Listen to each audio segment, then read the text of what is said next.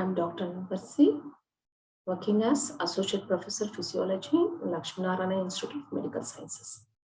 Today, we'll see about WBC, leukopoiesis, and functions of WBCs.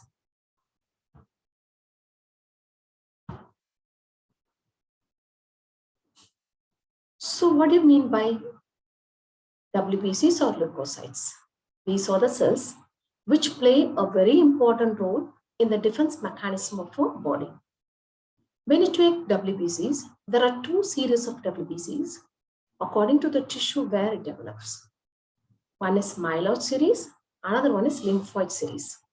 Myeloid series mature into granulocytes and monocytes, and lymphoid series matures into lymphocytes. So, what do you now understood from this slide? WBCs or leukocytes plays a very important role in the defense mechanism of a body. And when you take WBC, there are two series of WBCs. One is myeloid series, another one is lymphoid series. So myeloid series mature into granulocytes and monocytes, and lymphoid series will mature into lymphocytes. Based on the staining properties, WBCs are classified into granulocytes and agranulocytes. So the cells which have granules in the cytoplasm, you call it as granulocytes, and the cells which do not have granules, you call it as agranulocytes. So WBCs are classified into granulocytes and agranulocytes due to the presence of granules in the cytoplasm. So if there is presence of granules in the cytoplasm, you call it as granulocytes. And if there is no granules, you call it as agranulocytes. So granulocytes are neutrophils, eosinophils, basophils. Remember it as NEB cells, NEB, NEB cells. So granulocytes are neutrophils, eosinophils, and basophils. So agranulocytes, that means the cells which do not have granules in the cytoplasm, they are lymphocytes and monocytes. Coming to the development of leukocytes, like the development of RBC, you call it as erythropoiesis. So like that, the development of leukocytes, you call it as leukopoiesis. So during embryonic stage, if you take, WBC will develop from mesoderm. After birth, WBC develop from bone marrow. So during the embryonic stage, WBC will develop from mesoderm, and after birth, WBC will develop from the bone marrow. When you take the phases of their life, that is WBC phases of life, first phase will be marrow phase, where it is formed. Second phase will be after its formation, it comes to the circulation, that is blood, you call it a circulatory phase. Then after the circulatory phase, wherever there is need, that is wherever there is infection or inflammation, WBC will go to the site of action, that you call it as tissue phase. So how many phases are there for WBC in their life? 3 phases. The first phase will be marrow phase, and second phase will be circulatory phase, and third phase will be tissue phase. And coming to the development, that is leukopoiesis, what are the steps of leukopoiesis? The first step is pluripotent hematopoietic stem cells. So this you have seen in erythropoiesis also. So from pluripotent hematopoietic stem cells, unipotent stem cells will rise. And unipotent stem cells will give rise to colony-forming unit granulocyte. If it is a myeloid series, you all know myeloid series gives rise to the granulocytes and monocytes. And lymphoid series will give rise to lymphocytes. Here it is myeloid series. That's why colony-forming unit granulocyte is formed. So according to the neutrophil, eosinophil, whatever cell it is. So if it is a neutrophil forming colony forming unit granulocyte, then it will be neutrophil colony forming unit granulocyte. If it is for eosinophil, it will be colony forming unit granulocyte, that to eosinophil. And if it is for basophil, colony forming unit basophil will be formed in the bone marrow. So from the pluripotent stem cells, you get unipotent stem cells. From the unipotent stem cells, you will be getting colony forming unit granulocyte. And from the colony forming unit granulocyte, you get myeloblast. You get either neutrophil myeloblast or eosinophil myeloblast or basophil myeloblast according to the cell which has to be formed. From the myeloblast cell, we get promyelocyte. So again, it is the same, neutrophil promyelocyte, eosinophil promyelocyte, and basophil promyelocyte. From the promyelocyte, we get myelocyte. So neutrophil myelocyte, eosinophil myelocyte, and basophil myelocyte. From the myelocyte, you get metamyelocyte. It is neutrophil, eosinophil, and basophil metamyelocyte. And from the metamyelocyte develops the neutrophil and eosinophil and basophil cells. So these are the various steps for formation of granulocytes. So the first step will be pluripotent hematopoietic stem cells. From that, unipotent stem cells will develop.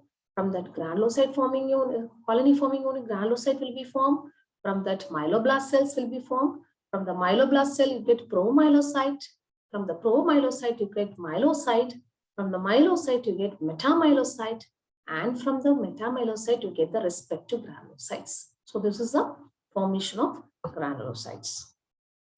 And next will be how the monocyte is formed. So I told you already, for the formation of monocyte also, the cells has to be developed from the myeloid series. Here also same. Pluripotent stem cells will give rise to unipotent stem cells, and unipotent stem cells will give rise to colony forming unit monocyte, and colony forming unit monocyte will give rise to monoblast cells, and monoblast cells will give rise to promonocyte, and promonocyte will give rise to monocyte. And monocyte, when it enters the tissue and becomes giant, then you call it as macrophages. And its dendritic cells is also a special form of this WBCs, that is monocytes. So from the pluripotent stem cells, you get unipotent stem cells. From the unipotent stem cells, you get colony forming unit monocyte. And from the colony forming unit monocyte, you get monoblast cell. From the monoblast cell, you get promonocyte. And from the promonocyte, you get monocyte. And when the monocyte enters the tissue, it becomes larger in size. So giant monocyte, you call it as macrophages. And this macrophages and dendritic cells, you will read or you will study in immunology, that is immunity. When it comes to immunity, these are very important cells which plays a very important role in antigen presentation to the C cell. Without these cells, you cannot induce a cell-mediated immunity. We'll see it in the next classes or the forthcoming classes. So you know about, so what is macrophage? It is a giant form of monocyte. Next, coming to the T cell development. So pluripotent stem cells will give rise to unipotent stem cells, lymphoid series. And lymphoid series will give rise to pre-T cells and pre-B cells. And pre-T cells will give rise to T cells, and pre-B cells will give rise to B cells. So these are the formations. So you know, isn't it? Lymphocytes means that there are two types of lymphocytes, T lymphocytes and B lymphocytes. So this is a very easy step for the formation of B lymphocytes and T lymphocytes. So from the pluripotent stem cells arises the unipotent stem cells. From that, pre-T cells and pre-B cells will arise, and T cells and B cell will be formed. And this is a picture representation of it. So how you see promyelocyte, it will give rise to myelocyte. Then myelocyte will give rise to the respective cells, that is eosinophils, neutrophils, and basophils. See here. And monocytes, when you enter the tissues, you call it as macrophages. It becomes giant size, you call it as macrophages. And lymphocytes, will be reading more about it in immunity. That is humoral immunity and cell-mediated immunity. We'll be reading more about it. Okay. Coming to the lifespan of WBCs. So when you take the lifespan of WBC granulocytes, whether it is a neutrophil, eosinophil, or basophil, it is 4 to 8 days. If it is a lymphocyte, it will live for 80 to 100 days. If it is a monocyte, it will be staying there for a few months. So monocyte, what it will do? It will enter the tissue. I told you already, it will enter the tissue and it will be transforming into macrophages, and it will be staying for a few months. So the lifespan of neutrophil, eosinophil, and basophil is 4 to 8 days. And the lifespan of lymphocyte is 80 to 100 days. And the lifespan of monocyte is few months. So these are the things. So monocytes, how it will be there? It will be first, after formation, it will enter the circulation. Then after that, it will enter the tissues and it will be converted into giant forms. We call it as macrophages, and you stay there for a few months. And you have heard this term macrophages, isn't it? It plays a very important role in phagocytosis. What is phagocytosis? engulfing the microorganism and then killing the microorganism. We call it a phagocytosis. Coming to the normal count of WBCs, the normal count of WBCs will be about 4,000 to 11,000 cells, irrespective of the sexes. So for males or females, whatever it may be, the normal count of WBCs will be 4,000 to 11,000 cells per cubic millimeter of blood. So what is the normal count of WBC? The normal count of WBC is 4,000 to 11,000 cells per cubic millimeter of blood. And when you take the neutrophil distribution in it is about 50 to 70% will be neutrophils, and 1 to 4% will be eosinophils, and 0 to 1% will be basophils, and 2 to 8% will be monocytes, and 20 to 40% will be lymphocytes. Again, I'm repeating. So the cells which predominates in distribution on WBC is neutrophil. About 50 to 70% will be neutrophil, 1 to 4% will be eosinophil, 0 to 1% will be basophil, and 2 to 8% will be monocytes, and 20 to 40% will be lymphocytes. Okay. So here what you have to remember is the normal count of WBC is 4,000 to 11,000 cells per cubic millimeter of blood. Coming to the regulation of leukopoiesis. So what are the factors which favor or which inhibit leukopoiesis? We'll see one by one. So the number one factor are interleukins. So interleukin 1 to 6 will promote leukopoiesis, but except interleukin 2, because interleukin 2 will be inhibiting leukopoiesis. So when you take interleukins, so interleukins, what are interleukins? These are the chemicals which is secreted during inflammation and infection. So interleukin 1 to 6, when you take, except second, all the other interleukins will be favoring leukopoiesis. Interleukin 2 will be inhibiting leukopoiesis. This you should understand.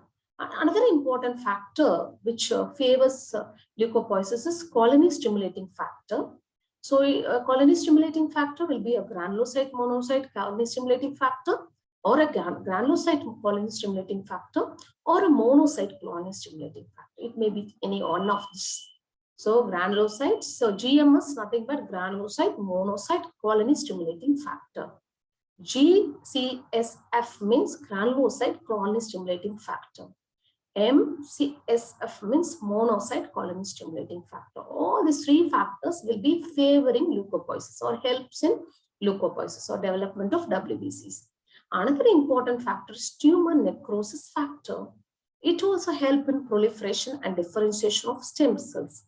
So tumor necrosis factor is another important factor which helps in proliferation and differentiation of these cells, WBCs. So what are the three factors which helps in leukopoiesis? One is interleukins, colony stimulating factor, and tumor necrosis factor. So one by one we'll see the structure of each cell. First we'll see about neutrophil. So what is the size of neutrophil? It is about 10 to 14 micrometer in diameter. And how you identify that it is a neutrophil in a peripheral smear?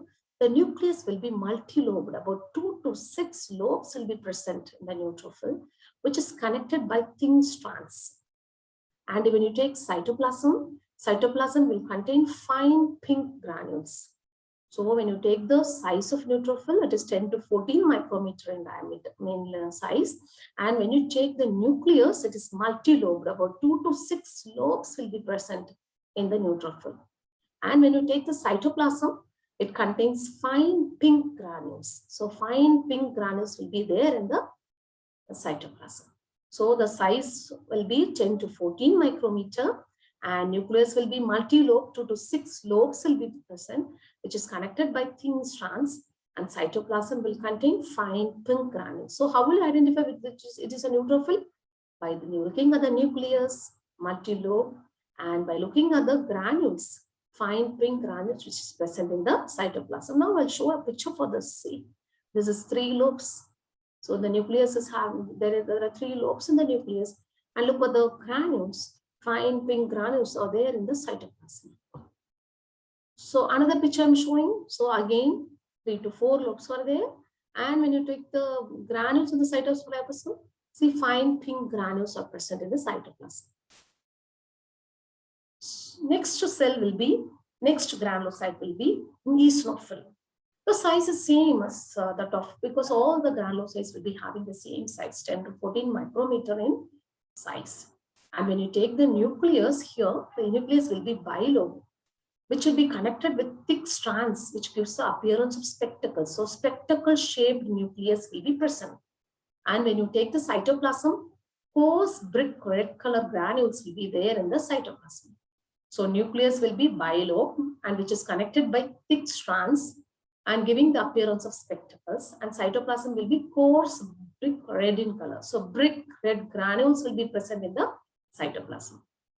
So size of the eosinophil is 10 to 14. And nucleus will be spectacle shaped nucleus, that is bilobed, connected by thick strands. And how the granules will be? Brick red color granules. So I'll show a picture of this. See here, bilobed, connected by thick strand.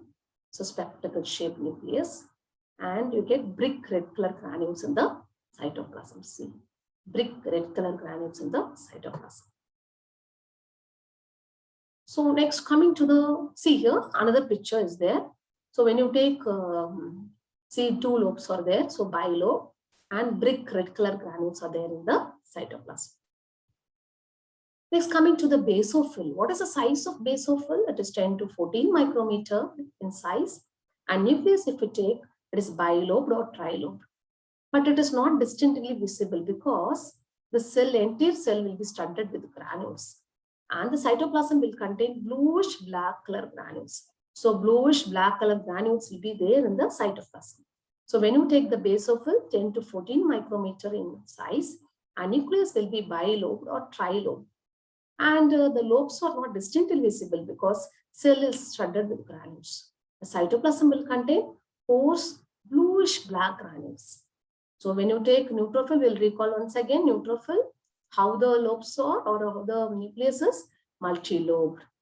And when you take the eosinophil, two lobes are there. When you take a basophil, it is bilobed or trilobed. So when you take the granules, fine pink granules are present in the neutrophil, the cytoplasm. And when you take the eosinophilic granules, what is the color of the granules? The color of the granules is brick red color granules. When you take the basophil, the color of the granules will be bluish black granules. See here.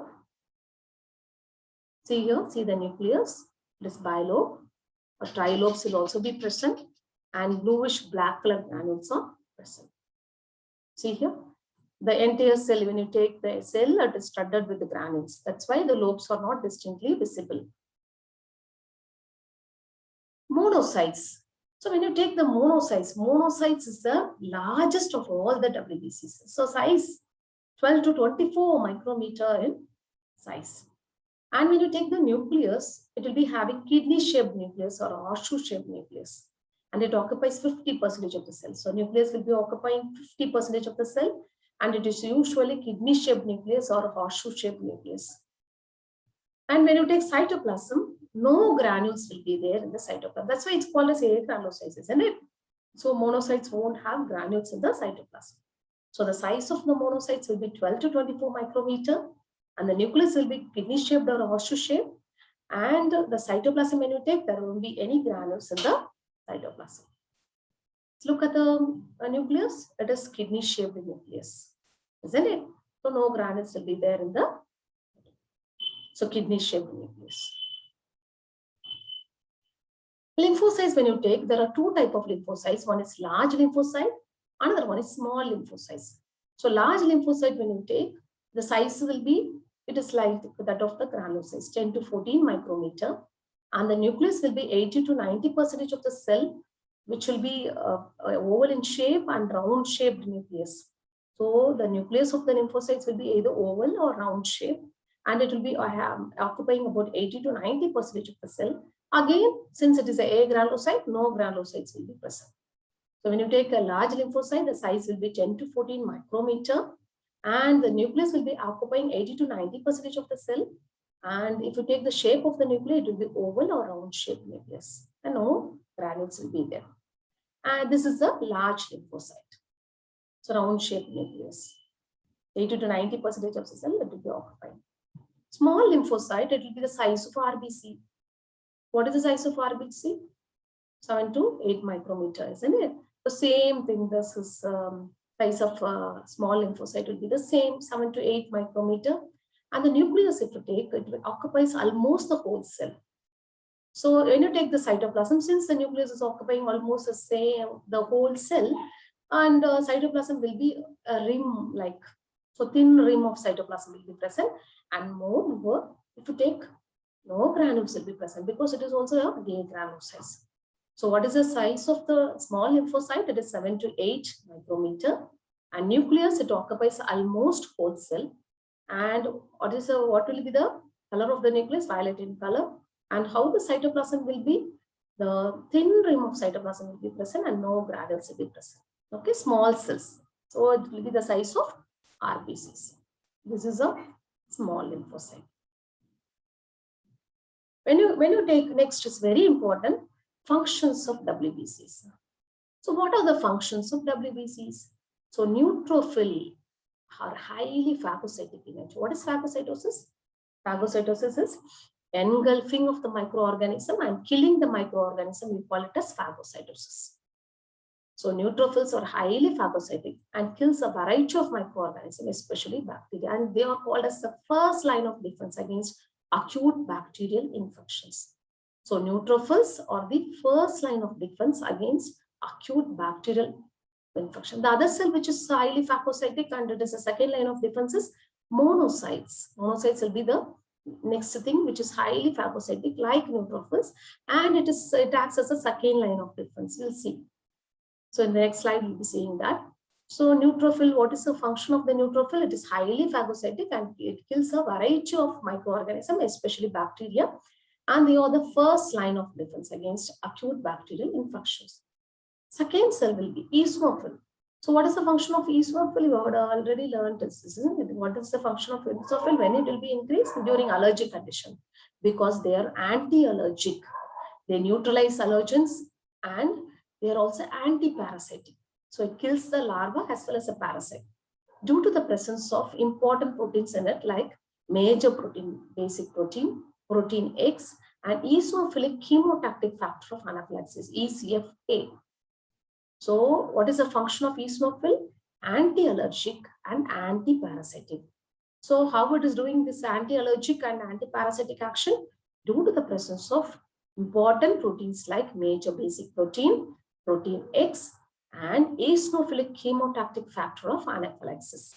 So these are the three important proteins which kills the parasite, larva, as well as which produces anti-allergic effect. So these cells will be increased in amount during allergic condition because this is a very important cell which plays a major role in allergy.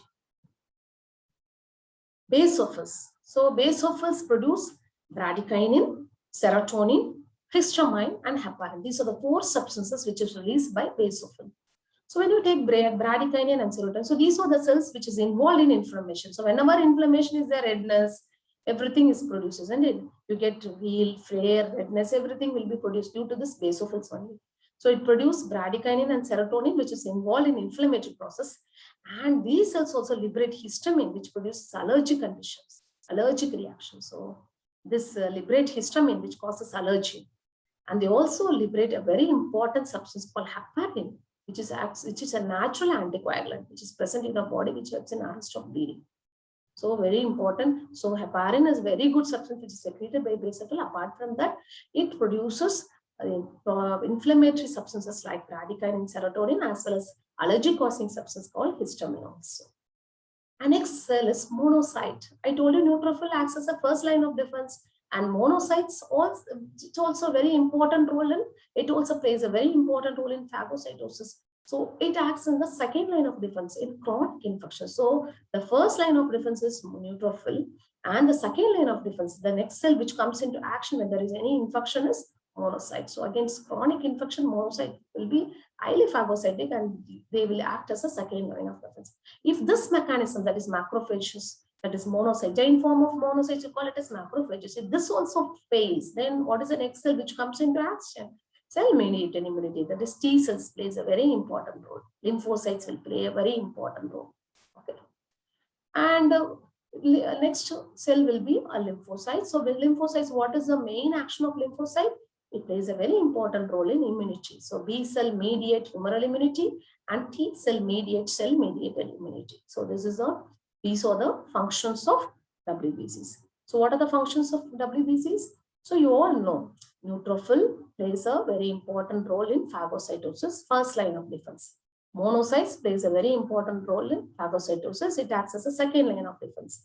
And eosinophils is anti-allergic and anti-parasitic. It has a main action. So it is anti-allergic. It causes anti-allergic action as well as anti-parasitic action.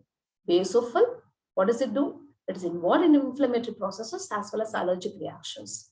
And it also releases important substance called heparin. So what lymphocytes will do?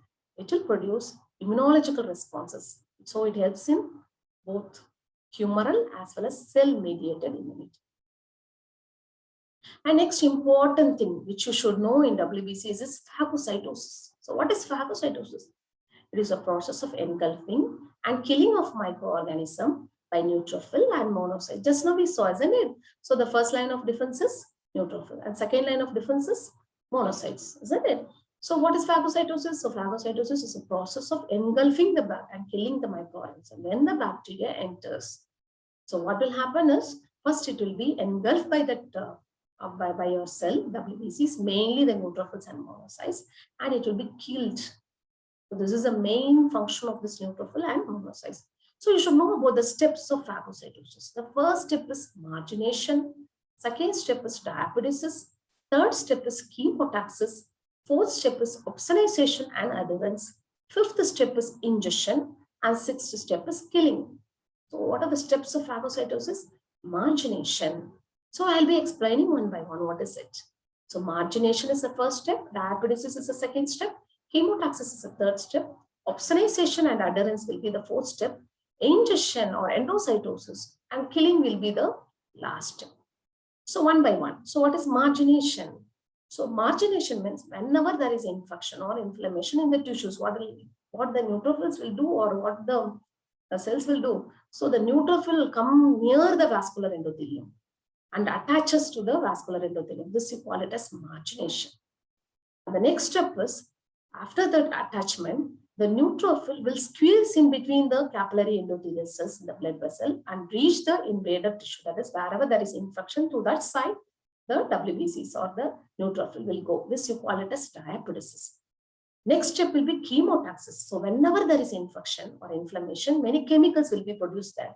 So these cells, the phagocytes, will be attracted towards that site of chemicals. This you call it as chemotaxis.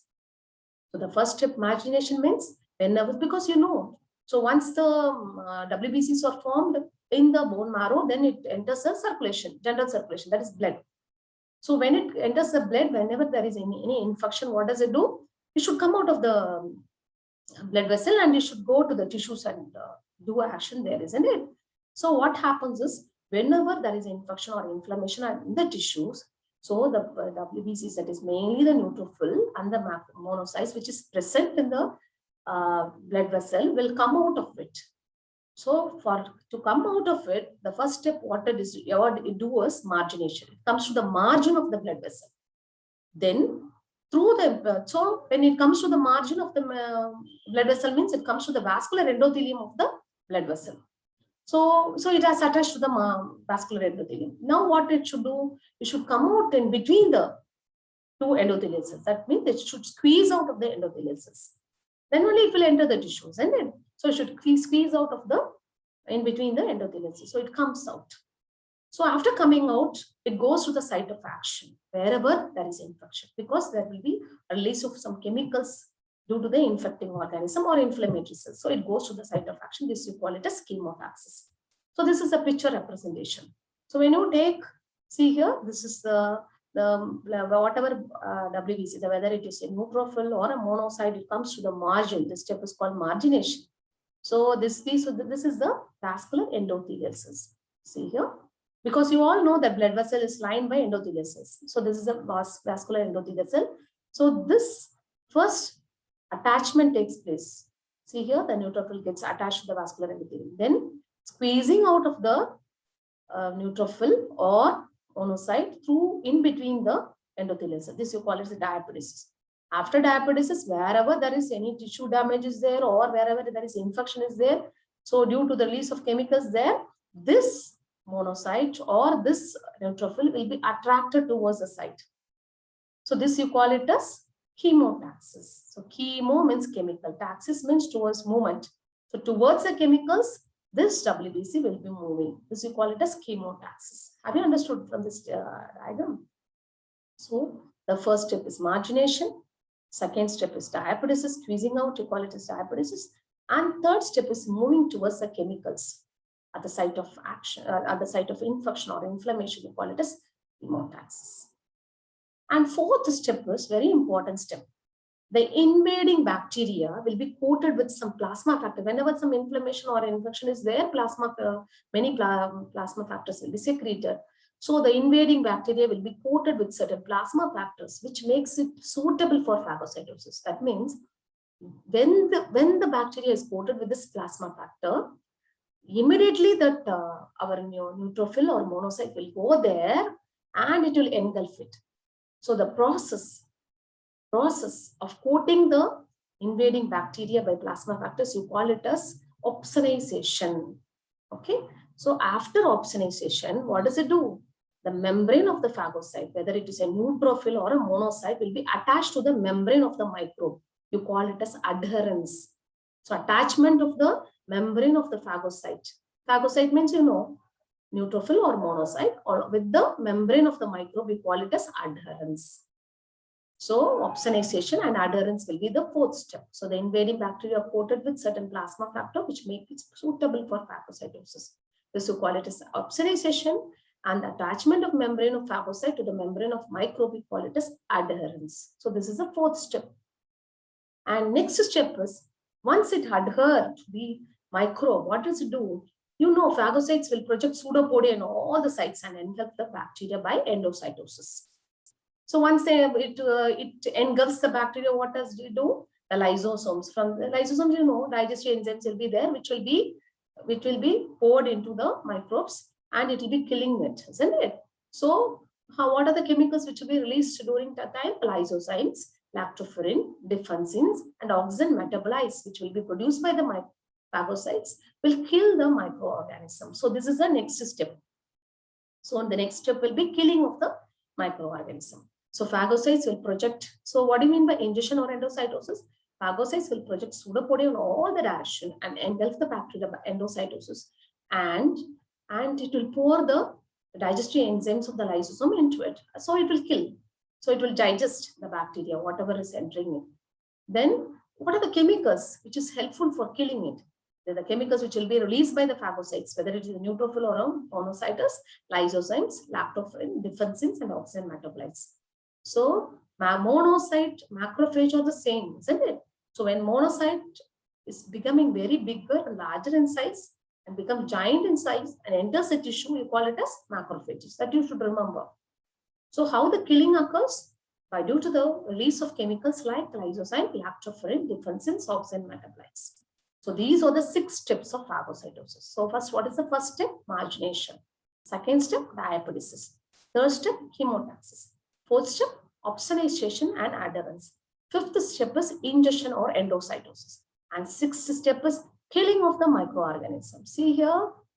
So whenever a microbe comes there, so what is first step is margination, diapedesis and all. So chemotaxis means the chemicals will be released from the microorganism. So it will be, our cells, WBCs, that is neutrophil or the monocyte, will be attracted towards the site. You call it as chemotaxis. So after that, you get opsonization. So the microbes will be coated with some plasma factors, which makes it suitable or tasty for the phagocyte for killing or endocytosis. So that we call it as opsonization.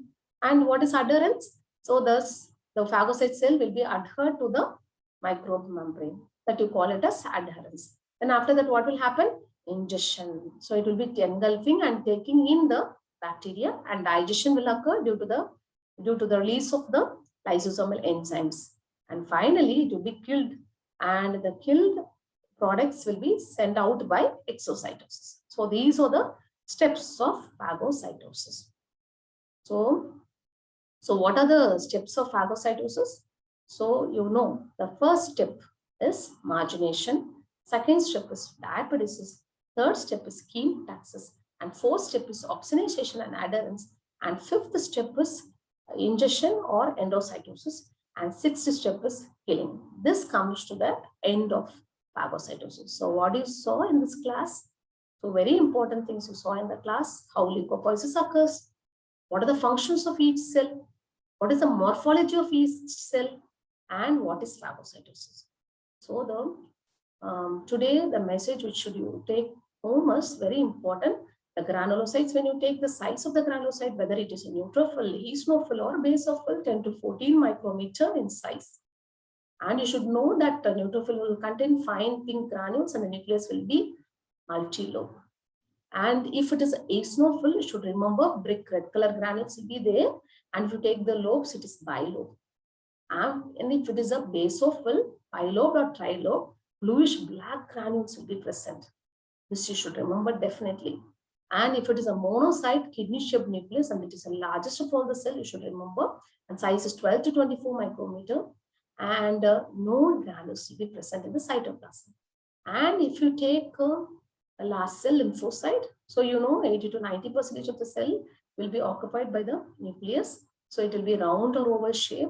If it is a large one, if it is small one, only thin rim of cytoplasm will be present. That means a nucleus will almost or 99% of the cell will be occupied by the nucleus. And the size varies. If it is a large lymphocyte, it will be having the size of the granulocyte, that is 10 to 14 micrometer. And if it is small lymphocyte, it will be having the size of RBC, 7 to 8 micrometer in size. And you should know definitely the functions of WBCs. So when you take the functions, neutrophil, you should know first line of defense. And second line of defense will be your monocytes. And when you take eosinophils, they are antiparasitic and it is anti-allergic. And when you take basophil, it produces inflammatory processes as well as allergic reactions, and it also produces heparin, which is a natural anticoagulant. And last, when you take lymphocyte, it plays a very important role in humoral as well as cell-mediated immunity. And coming to the end of the session, you should know definitely about the steps of phagocytosis. The first step you should know. So margination, second step diaperesis, third step chemotaxis, fourth step opsonization and adherence, fifth step ingestion or endocytosis, sixth step is killing of the microorganism. And thank you very much. And thank you very much. With this, we come to the end of this class.